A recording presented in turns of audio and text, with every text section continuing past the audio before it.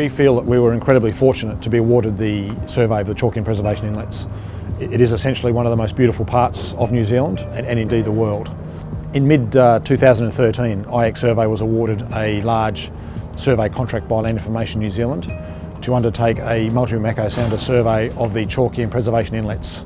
LINZ has identified that a large number of cruise ships wish to start navigating the waters of the Chalky and Preservation Inlets, and for them to do this safely, a full seafloor coverage survey was required. The area was previously surveyed approximately 15 years prior using older but modern technology at the time. Well, the technology nowadays allows us to cover the seafloor to 100% coverage, so we know exactly what is there.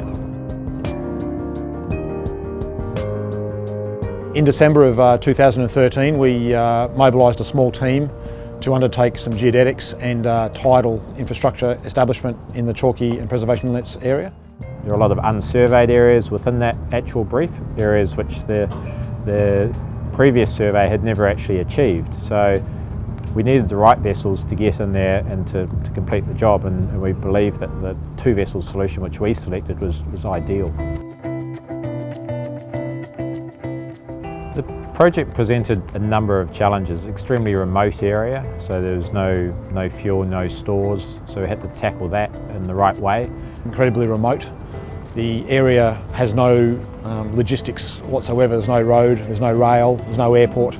So all fuel and food and personnel reprovisioning were undertaken by a third resupply vessel.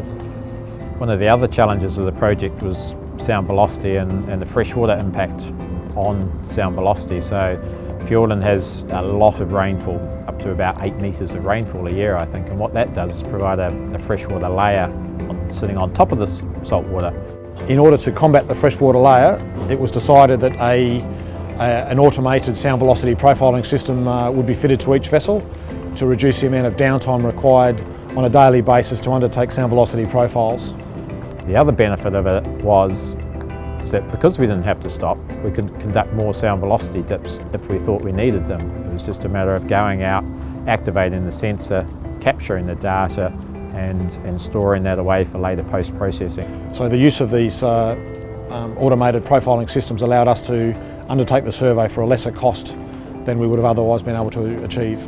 We saved time, and we also added to data quality because we could conduct more dips and use that for correcting the bathymetry at the end of the project. One of the technical challenges we approached with this project was that the fjords are very deep and there's not a lot of water flow in and out. So what that means is that the rainfall and the sediment comes down off the hills and is actually on the seabed, and it's very deep and soft. For echo sounders, we rely on reflective surfaces to get the sound back. We found that we couldn't actually reach the bottom in some of the deepest parts of the survey area with the equipment which we had on site. So what that required was to bring in new equipment, flew in equipment from Aberdeen up in the UK, flew that to New Zealand and then put that on a helicopter from Te Anau, flew it over the hill and provided that to the vessels. For this project, it was important for us with the two vessels and having them operating remotely is to having trusted people in each boat so that they could conduct the survey under our charge surveyor's instructions. It was important, otherwise we would lose efficiencies. The personnel assembled for this particular project comprised a majority of IXSurvey personnel. We had 3 senior surveyors involved and a couple of our junior surveyors and a survey engineer. So by manning it this way, it ensured that we could maintain our data quality, meet the standards and meet our expectations and deliver the results for the survey.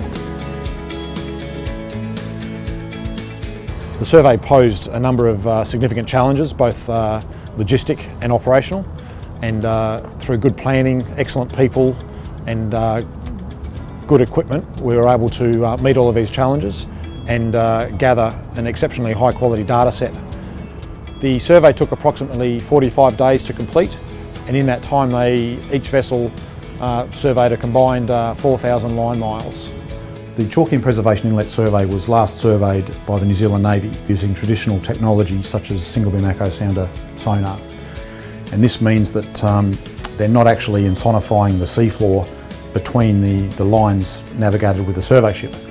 The benefit of the technology we're using is we're getting full seafloor coverage, and as a result of this new technology we're able to detect a charted feature 6 metres deep, which actually was positioned between the lines of sounding undertaken by the Navy 15 years ago. So what we've actually found is a rock that could have caused a significant environmental and marine incident, and if this prevents one grounding or one environmental disaster, it's been well and truly worth the time and effort invested by the New Zealand Government to have it undertaken. And overall, the area is thoroughly surveyed and is safe for navigation.